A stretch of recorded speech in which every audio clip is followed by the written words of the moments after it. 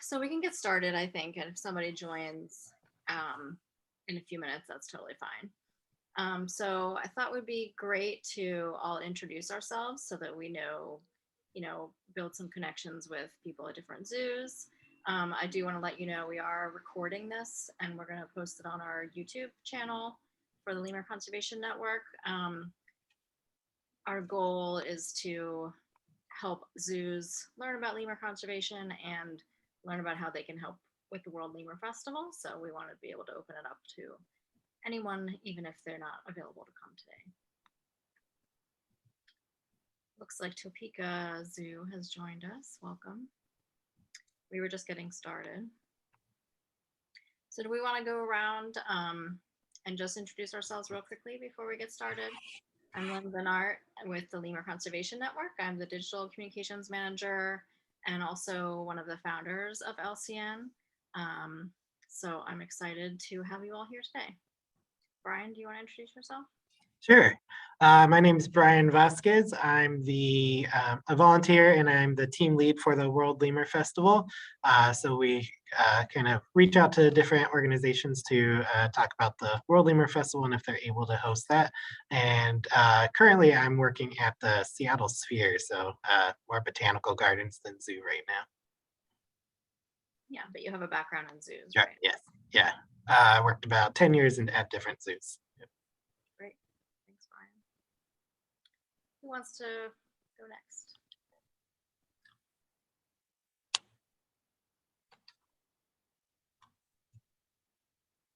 Well, my name is Julie Breton, and I work over at the Peoria Zoo, and I'm an educator.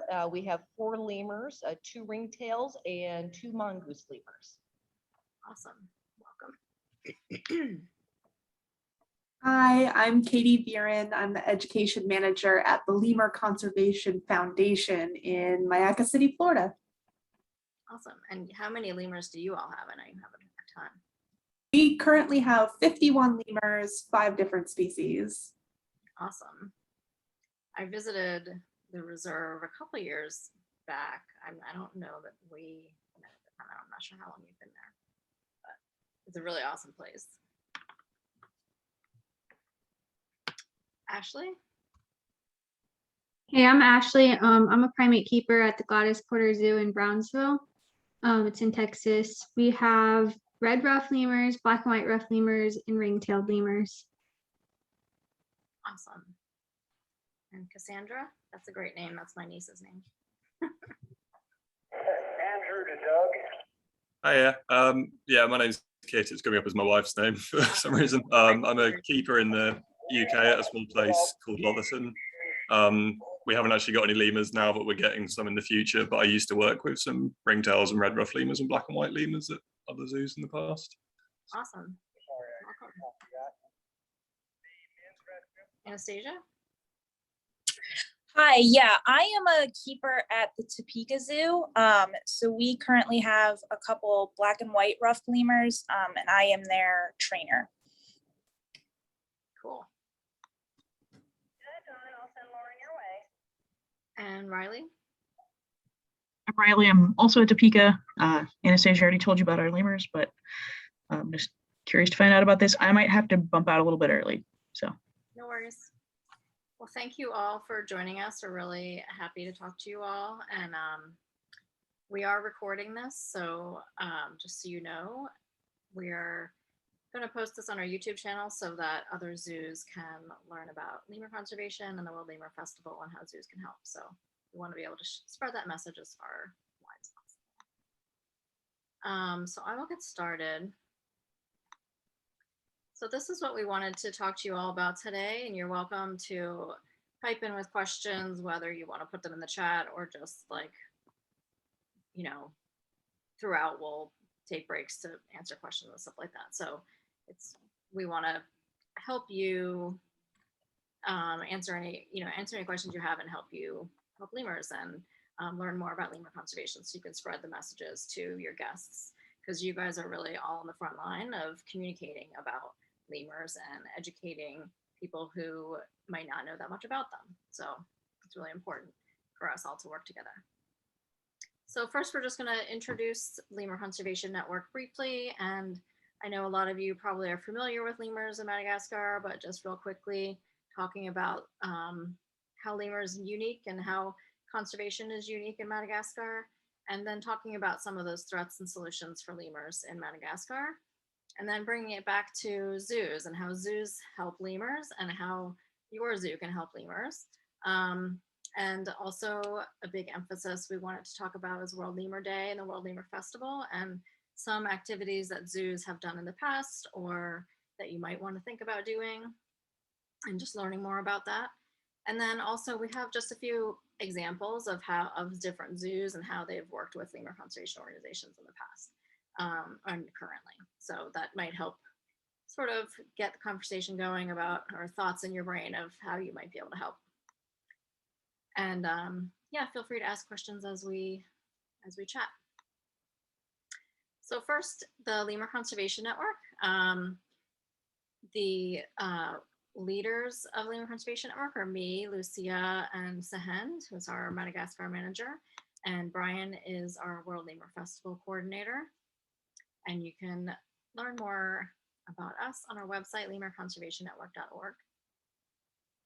And we're all a virtual team. Like Lucia is actually in the UK now, but she's from Costa Rica. Sahend is in Madagascar. Brian is in Washington State, and I'm in Washington, DC. So we Zoom is our friend. So this is what the Lemur Conservation Network is. We launched in 2015 as a project of the IUCN Primate Specialist Group's Madagascar section. And our initial goal was to be an accompaniment for the Lemur Action Plan that was published in 2013, because this was an academic paper from all different lemur scientists that was like, how do we save lemurs from extinction? So Lemur Conservation Network brings all of the players together so that it's not just an academic paper, but you know, how do lemur fans, zoos, teachers, kids, Malagasy people, how can we all work together to save lemurs from extinction? So now actually in January of this year, we became an independent nonprofit in the USA. So that's exciting for us. So this is what we do and how we might be able to help you. So we provide a network of over 60 member organizations. So we hold virtual discussions and events, and we also connect volunteers and donors to different member organizations. So if somebody emails us, we're sort of like a hub of, okay, have this specialty and I want to help lemurs. How can I do that? Maybe LCN itself doesn't have that need, but maybe, you know, there's some other organization that would be able to use that person's skills, or that maybe is near them that they can go visit or talk to or something like that, or different zoos that might be near them that might have really cool education programs or whatnot. So we're really about being a network and making sure that we're all working together, that we're not these separate entities all over and not talking to each other, but all loving lemurs. We want to make sure we're all making the best use of everyone's skills and strengths. We also do some capacity building. So we have been doing virtual trainings for Malagasy professionals in conservation technology. And we also have a lot of free educational materials on our website. And we also link to other organizations that have free educational materials. We have a lot of links to the Lemur Conservation Foundation and Duke Lemur Center and all of that stuff.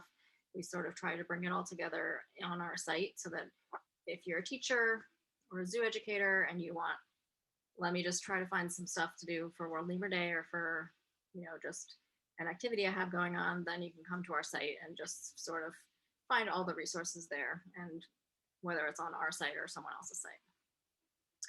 And we also promote the World Lemur Day and the World Lemur Festival, which we'll talk about a little bit more. And in that capacity, we try to connect different people together since we have this network. So if you know, are a zoo in Florida and maybe you don't have connections to a Lemur Conservation Foundation, but, you know, we try to encourage people to participate together.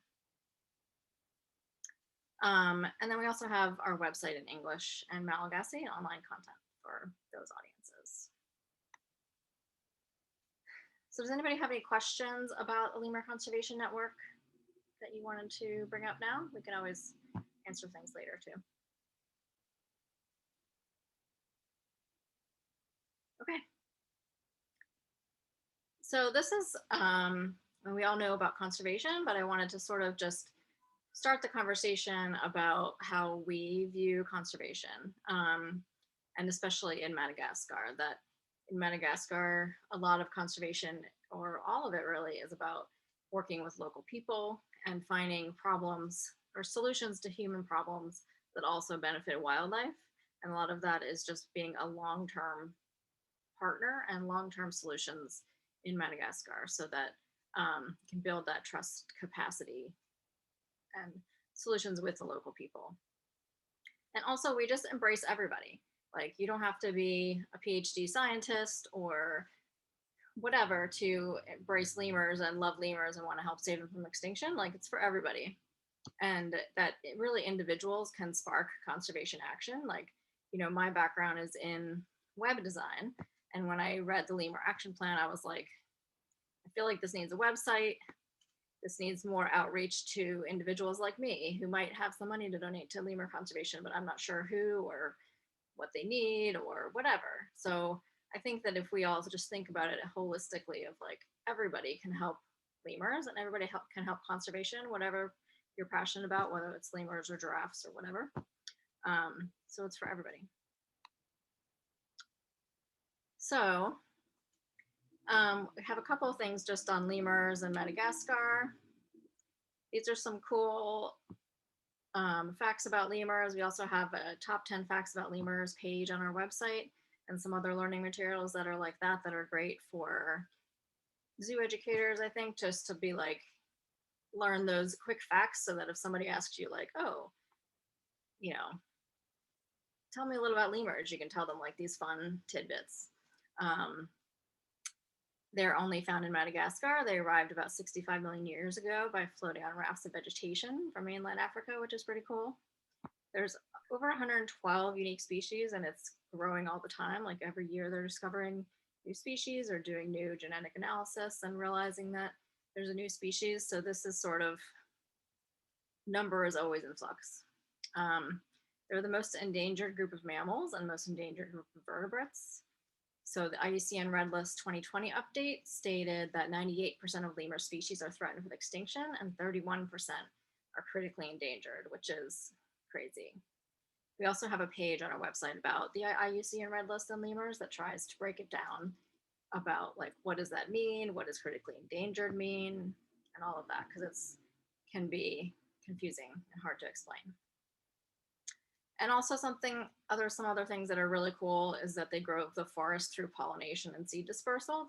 Black and white rough lemurs, some of you probably know, are the largest pollinators, which is super cool. And I think of lemurs as having that like dog-like snout, which I think helps with the pollination.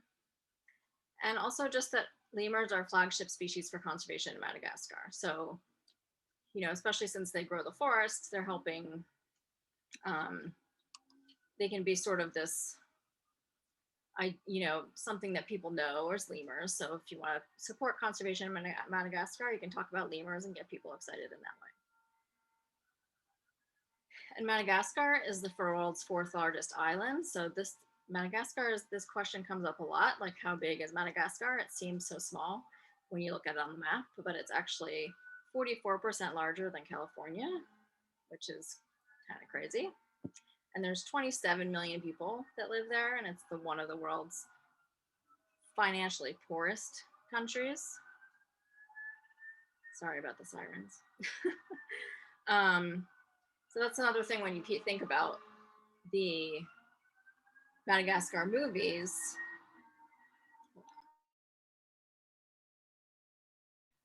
There we go. The Madagascar movies always show Madagascar as being like totally desolate. There's no humans that live there. But in reality, there's 27 million people that live there. So it can be interesting for people to learn about. And so conservation in Madagascar is unique too, and I think has extra challenges, just like conservation anywhere. But because the country is so big and the roads aren't great, it can be hard to get from one place to another. And that brings up some challenges. And there's also just a variety of cultures, habitats, and species across Madagascar. And there's 18 tribes of people. So it's like you can't do like a one size fits all approach. Like if you want to save ring-tailed lemurs, it's not going to be the same way that you would work with to protect red ruffed lemurs, because they're in totally different parts of the country. The people that live near them have a different from a different tribe. The landscape is different. So there are some things you can transfer from one site to the next, but a lot of it is very different. And I think that's why in Madagascar there's so many different conservation organizations that work there, because it's spread out and diverse. And so the Lemur Conservation Network really tries to bring all of those groups together so that there's just like a one hub for finding out about lemur conservation. So does anybody, we have someone new coming in. Does anybody have any questions at this point?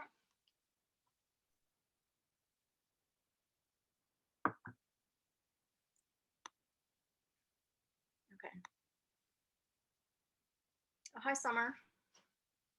Welcome. So we talked a little bit about conservation in Madagascar and how it's unique. So real quickly, we're going to just talk about the threats and solutions for lemurs. Even though it is different across the country and different for different species, there are also some similarities here. And a lot of these are also like similar to what other species, other conservation threats. So a big one in Madagascar is habitat loss and habitat fragmentation. So that's when if certain species lives in one large forest, but then it becomes fragmented and they can't get between the forests, then it just becomes problematic. So a lot of this is for large scale, for commercial purposes, where forest is cleared in order to grow corn or whatever for sale for products, or illegal logging and also mining. And then also small scale loss for food and income for local people who need to rely on the forest or need to cut down the forest in order to grow rice. That it's, because Madagascar is one of the poorest financially countries, it's something that's really challenging, because you can't exactly tell somebody, no, you can't use this land to feed your family and grow food. We need to protect the lemurs. That's not really a reasonable thing to ask for somebody. And also because of fires and how people are clearing forest and companies are clearing forest, some of those fires, it is illegal to start fires in national parks, but you are allowed to start them outside the national parks. So, but they can get out of control, just like, wildfires that we have here. And then sometimes it gets into the protected areas, even though it wasn't intended. And poaching is also an issue in Madagascar. So because people are often poor and in poverty, in desperate times, then they'll poach lemurs for food. And also there are some underground restaurants, even though it is illegal to kill lemurs in Madagascar, it still happens. And also for pets. There was an article, research led by the other co-founder, Kim Router, in a couple of years back, that found that there was 28,000 pet lemurs in Madagascar during that year that she did the research, and the majority are ring-tailed lemurs. And so this is really causing problems for the wild populations.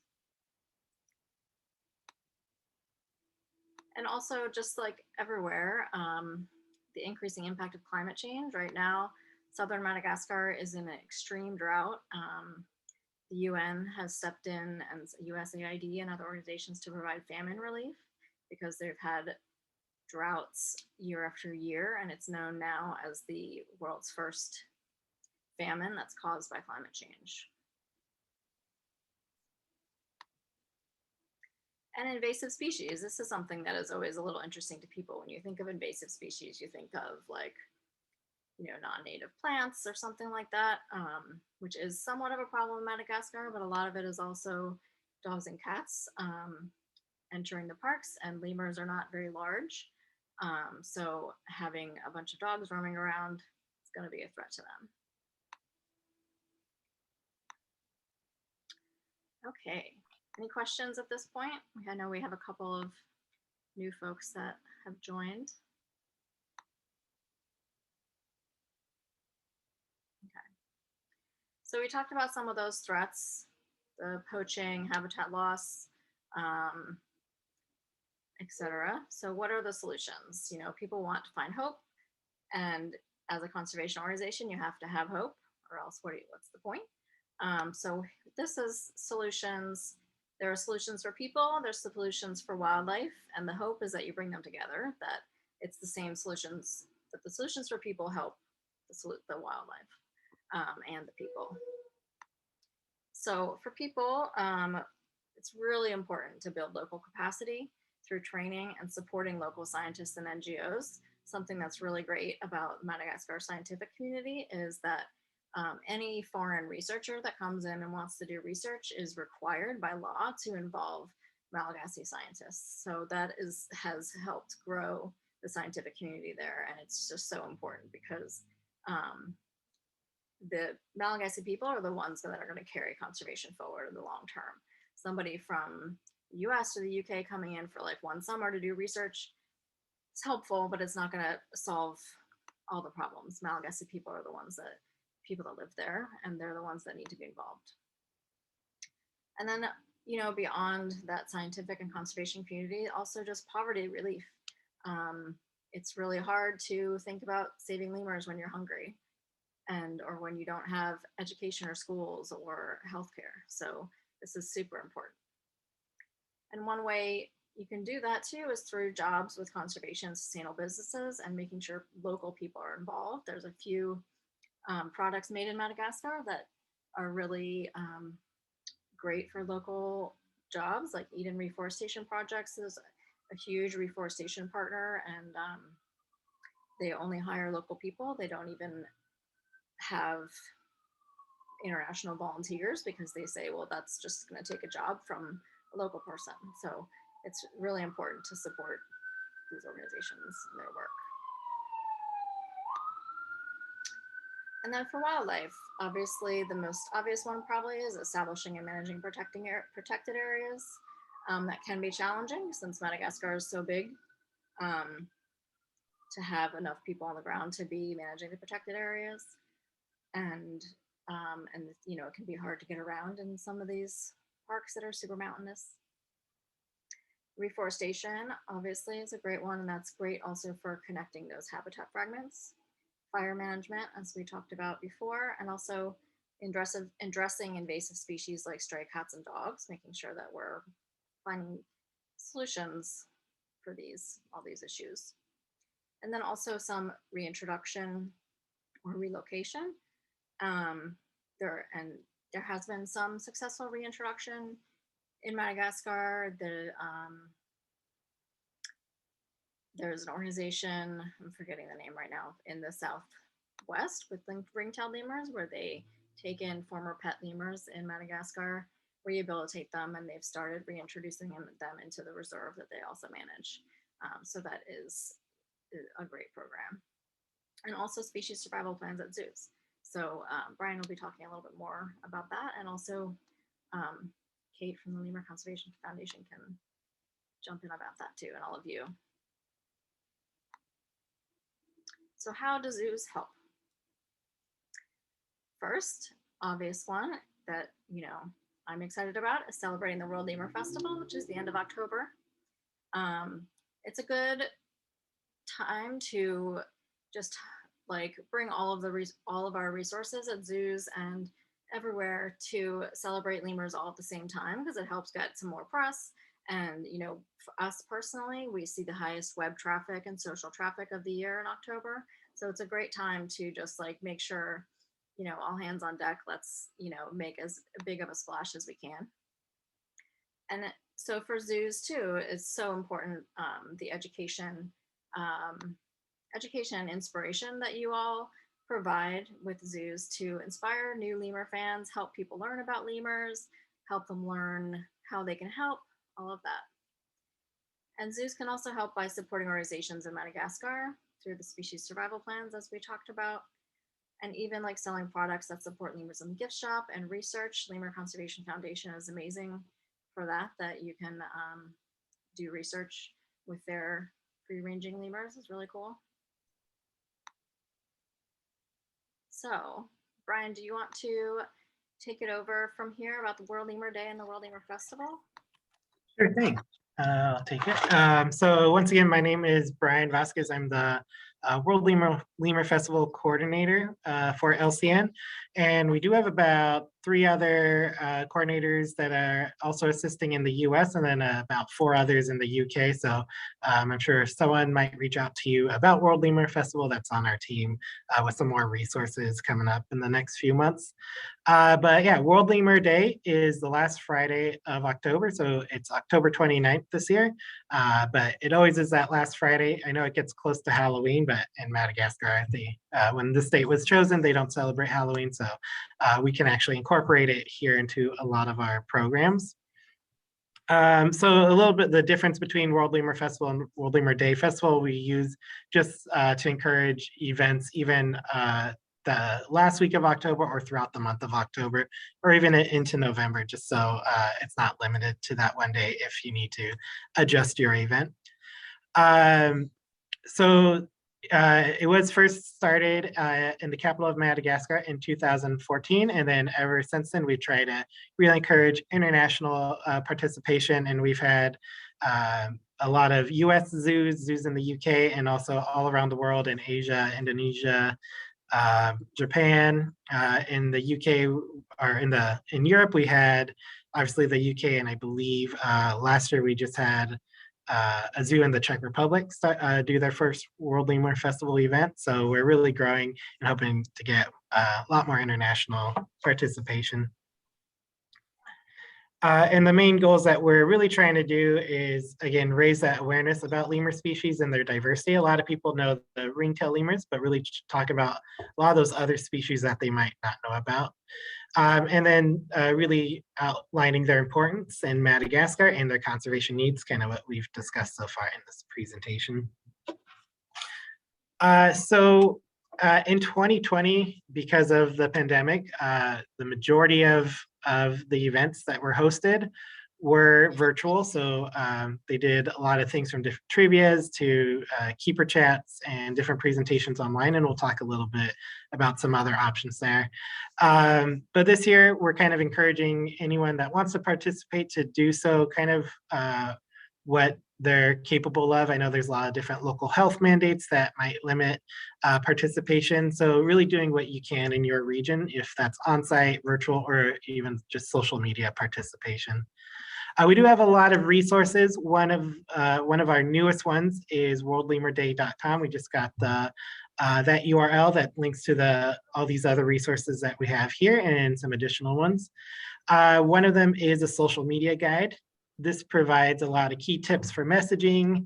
It has a link to a press kit, and also just lots of different hashtags and recommendations on what you can message through your social media. We have the participation guide, which has a lot of ideas. We have different guides for different types of organizations. So we definitely have one for zoos. We have one for libraries, universities, and even individuals that want to participate in the World Lemur Festival. So with that, some of the stuff that we'll go through in the next slides are kind of related to zoos and what you can do, and those are reflected in that as well. So the first one, obviously, host an in-person event. So anything at your facility, you can do it on site at your zoo, or you can partner with local community organizations. So usually on site, you can do a lot of different craft activities, keeper chats, promoting conservation actions, highlighting training or enrichment that you might be doing, and just kind of celebrating lemurs in general. You also will see a lot of signage. Some zoos will do different discounts in their zoo store or have lemur themed treats as well, as you can see in the picture there. Some other zoos in the past have partnered with restaurants, breweries, or bakeries to help fundraise for LCN. doing pub trivia, or some other kind of one-off presentations from other experts in the field, either zookeepers or someone in the conservation field, either from the local university or at your facility as well. And then another easy way to participate, and this is one if zoos kind of catch on or hear about us last minute or we're trying to do an event but weren't able to, is promoting through social media. It's a really easy way to just highlight any lemur species at your zoo. You can spend a day doing it or do it throughout the week using the hashtags that we use every year, World Lemur Day or World Lemur Festival. Sometimes places will add the year on after that, but those are the two main ones we use. You can share our posts on our social media with your audiences. You can focus on different themes, sometimes adaptations or highlighting the different species.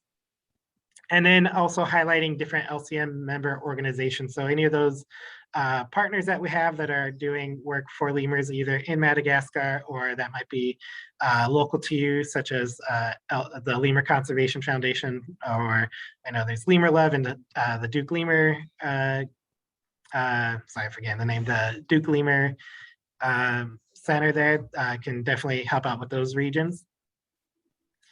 And even just sharing even previous posts that you've done, maybe doing a compilation of the posts that you've done in the year and highlighting it on World Lemur Day, some of those things that you've already shared in the past. Again, you can definitely emphasize some of those messaging that we talk about in our social media kit. So definitely looking at that and seeing kind of some messages that you can share there. And then last one here is, which a lot of us did last year, including LCN is hosting virtual events. So those can be on Zoom, Facebook Live, even on Twitter. So live streaming some things such as keeper chats, enrichment activities. You can see some of the Halloween themed ones there. Training sessions are a really good one because you can actually, for virtual, go behind the scenes if you're able to. And then having a zookeeper or a conservationist do a Q&A, that would be a good one over Twitter, kind of throughout the day, having messages post and kind of answering throughout the day or throughout the week. And then obviously a lot of education opportunities with crafts, story time, and different outreach. If you are already doing outreach throughout your school districts, you can also include some of that there. So going back really quick to the participation guide for zoos, we do have it broken down for the different departments such as marketing, animal care, and also education to kind of give several ideas there. And as Lynn mentioned, lemurs are a great umbrella species. They're very charismatic. So they're a good one to talk about with to help other species in Madagascar. And also if you do not have lemurs at your zoo, if you do have a species that is from Madagascar, such as I know a lot of zoos have the Madagascar hissing cockroaches, is a great way to tie into the Lemur Festival as well. So we have some other ways that zoos can help that we'll go over. One that was already mentioned is the species survival plan. So I know a lot of zoos that have lemurs are already participating in the species survival plan, but this really gives the diverse genetics that the populations that are at zoos will need to stay healthy. And these can lead to reintroduction programs that we mentioned before. It also can help with research. Researching those captive populations can inform conservation in the field. I know I've heard a lot of studies of different things that attract the species in the wild using different scents and what they might like. That can be shared with researchers to help keep track of populations and just, other things to help with health and diets and just their behavior in general as well. We also, there's the Poaching Taxon Advisory Group, PTAG, that if we do have some of the context there, if you were wanted to reach out to any of them, if you were maybe looking into lemur exhibits in the future or want a different species, these are some great contacts there. And Kate, did you want to add anything on that really quick? Yes. So again, I'm Kate Aaron. I'm from the Lemur Conservation Foundation, but I am also the education advisor for the prosimian tag. So if anybody has Any questions, feel free to reach out to me. I'm going to drop my email into the chat, and I'm more than happy to discuss anything and everything. And I did just want to let everybody know that's in an AZA institution here. On the AZA networks, a digital toolkit did get distributed for World Lemur Festival. So if you don't want to work on creating your own social media, there's a whole month's worth of social media already created. There's photos already formatted. So I can add that link to the chat too, so you guys have that information. Awesome. Thanks, Kate. Great. Thank you. All right, and then another way that zoos can help is through conservation commerce, or having things in your gift shop that support Madagascar and conservation over there. So we have a list of some of them here. One of the ones that is a little bit easier to do because they're not as you can get a lot of it is the Beyond Good chocolate. That one, I know there's been a lot of fundraisers and zoos in my area that have used that to raise money for LCN or for other conservation groups. And also, I believe most of these organizations, the majority of their employees are from Madagascar, and a lot of the processing for the chocolate or for the materials are from there as well. Last year, they did Lemur Bags, and Beyond Good also partnered up to do a raffle for World Lemur Festival. So there's definitely a lot of opportunity for zoos to work with groups there and to include that in your zoo store or gift shop as well. Another idea that I know a lot of zoos already do is doing add-ons at the admission counters with $1 going to conservation, or doing a Quarters for Conservation program that I know a lot of zoos also do, as well as selling buttons or wristbands that support conservation. Are also lots of ideas that zoos can do all year round, but also during World Lemur Festival Day is also a good way to promote those. Yeah, and I wanted to, another way zoos can help is educating people and just about lemur selfies, and also just thinking about it from your own perspective as a zoo professional. So we recommend that photos should be taken of lemurs by themselves or with the lemur at least 8 feet away from people in the photo. And I know this seems kind of weird because it's like, well, I'm a zookeeper, or I work in, I work with these lemurs like I'm a professional, etc. But the problem is that it's hard to tell context online, and there's some research that shows lemur selfies increase people's desire to have a pet lemur. And also, because it is illegal to have lemurs as pets in Madagascar, it is illegal in a lot of places in the US, but not everywhere, not in all states. And so when Malagasy people see photos of foreigners petting a lemur or holding a lemur, they feel it's unfair. And we get a lot of comments from Malagasy people saying, like, kind of bad mouthing the US and other places because they feel that foreigners are allowed to pet lemurs and have them as pets, but they get in trouble if they do it. So this can sort of hurt relationships between Malagasy individuals and organizations and foreign conservationists. So it's important to just keep that nuance in your head of like, okay, well, if we're going to do a keeper chat, maybe, you can still do all the same activities, but maybe you're just a little further away from the lemur. You're not like, holding it in your arms or on your head or whatever. So just something to think about.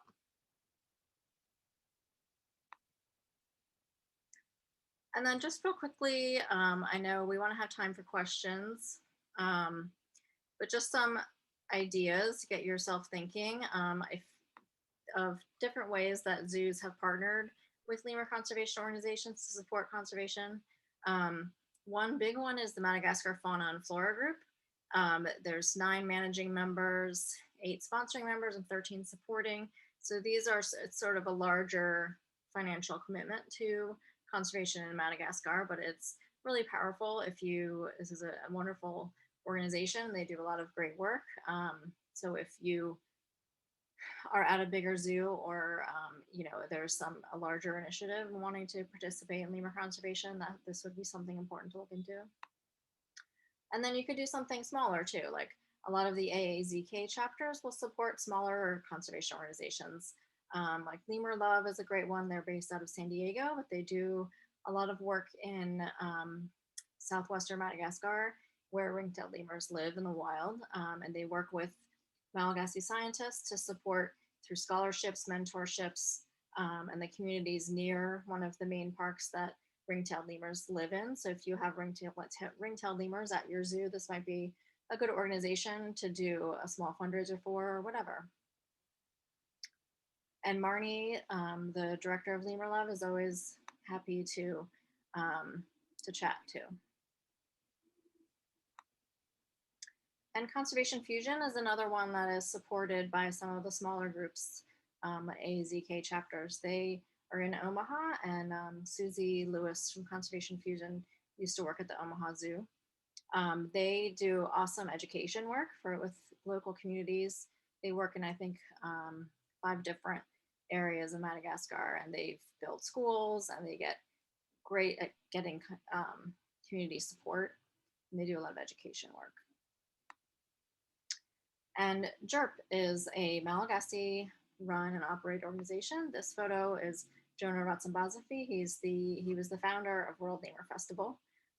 He is supported by the Houston Zoo, and he is an awesome conservationist in Madagascar. And all of their entire organization is Malagasy run, and they run several of the reserves in Madagascar too.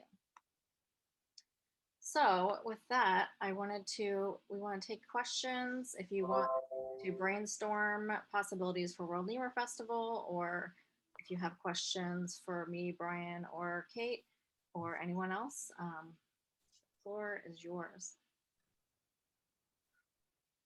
I just wanted to throw out a few extra things, since I know there were some keepers on the line here.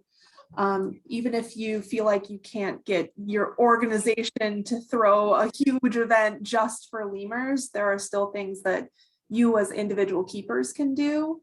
If you go to the Lemur Conservation Foundation's website, we do offer free educational kits, and they're physical kits, physical materials that you as educators, as zookeepers can use to host your own keeper chat or your own mini event. It doesn't have to be something gargantuan.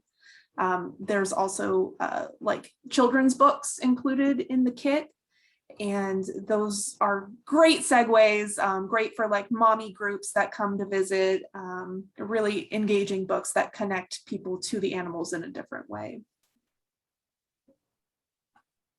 And just to add on to that, what I did forget to mention during the World Lemur Festival section, on the website, the worldlemurfestival.com, there is a place to register an event. So if you are hosting an event, we're trying to compile everything on there from all the different participants. So if you want to promote your keeper chats or any virtual event, you can definitely register it on there, and we'll kind of keep track of all the ones around the world.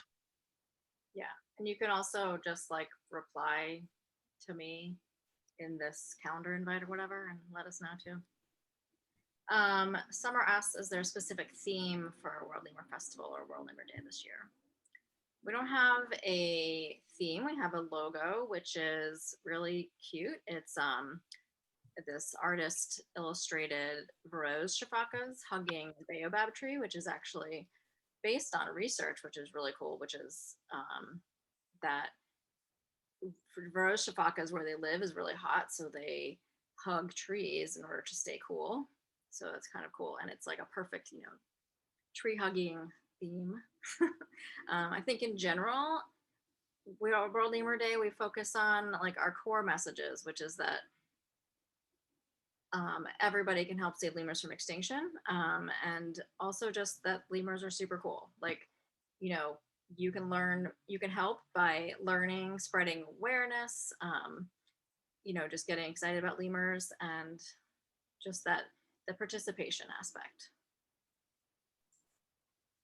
I did want to just say thank you too for bringing up the imagery and selfies.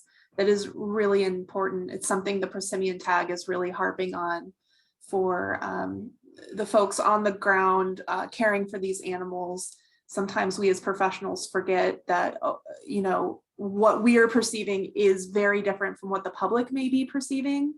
And I want everyone to keep that in mind, especially during these extra keeper chats or extra training sessions, that you know you washed your hands right before, but the public doesn't know that. So wear face masks, wear gloves, because that sort of imagery reinforces that these are wild animals.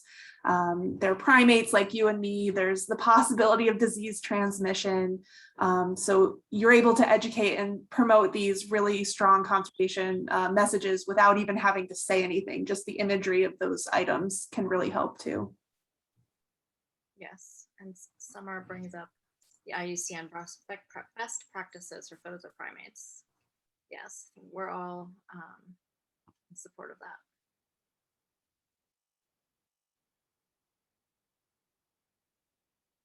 Any other questions? I know there was somebody on the call, I believe, that was talking, that they had something in mind already that they were planning for World Lemur Festival. Was it the zoo in Texas? Or am I not remembering that? Yeah, so our AZAC chapter is working on a fundraising event for the week before World Lemur Day. Awesome. And we are hosting it with a brewery down here, and we're planning it's going to be called Loteria for Lemurs. Loteria is like bingo game.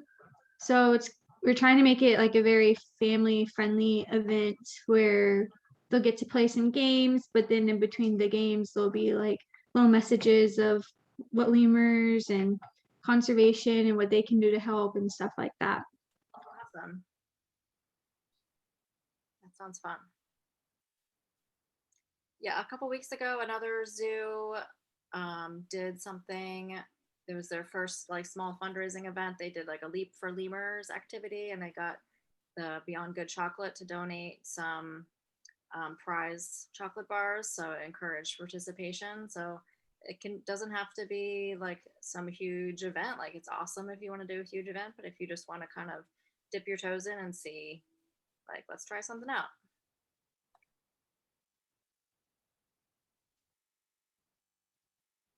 Just to spark some ideas, maybe LCF is planning an all digital event again this year because we are in Florida and COVID is still a huge concern down here.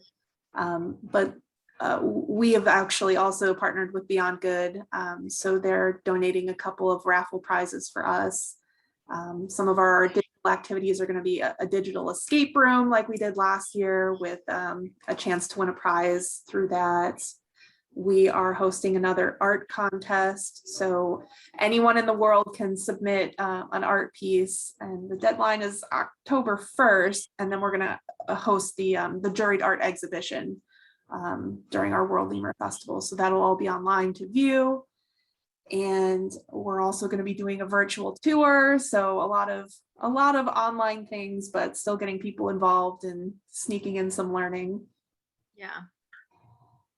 Yeah, it's good. That's a good way to put it. Like last year, LCN did a virtual trivia, which was like a family-friendly trivia. So we tried to keep things light, and but you still sneak in some, sneaky educational stuff, even when it's just like a game. Another thing to also think about, I know that because Halloween's there, a lot of bat themed presentations go on. I think it's also International Bat Day around there, or Bat Week. There are about over 30 bats in Madagascar too, so that's a good tie-in with lemurs that you can also utilize for that Halloween theme. Also, eyes fit really well with Halloween, or I've seen a lot of places use that as well. Mm-hmm. And eyes, although not that many zoos have eyes, but Yeah, we've had a couple of, for a few years, there's a zoo in Virginia that was doing, they have like a fall festival every year. So they would have a couple of like lemur activities involved in that festival. So it's not that, even if you're already doing a Halloween activity or a fall event, you can, you know, put in a couple of extra lemur related things in it, and then just makes it even more fun.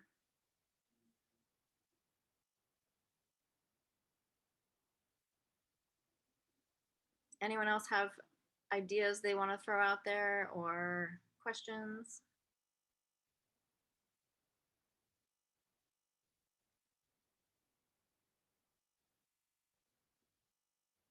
Okay. Well, we are always open to contact if you want to, you know, you can Facebook message Lemur Conservation Network or Lemur Conservation Foundation, or email. Our emails are on the meeting invite, so we're always open if you want to throw an idea out there or whatever, or ask more questions later. It's cool too. And remember, it's worldlemurday.com. And that goes to a landing page that has all the resources we've been talking about, from teaching activities, the logo files. So we welcome anybody to use the World Lemur Day and World Lemur Festival logos that we have each year. So if you know, it can be hard to get graphic support. So if you just can plop that cute logo on there for a flyer or whatever, and yeah, you can make your own logo if you want to too. There's not like hard rule. It's just we're trying to make it easy for people. And there's also the participation guides and the social media guides too on that. And actually, I should add that, maybe add the PTAG links as well. I'll talk to you about that later. All right, thank you everyone so much for coming. And yeah, we really appreciate all you do for lemurs and other animals at your zoo. So it's really great to meet you all. Thank you. All right, thanks. Bye.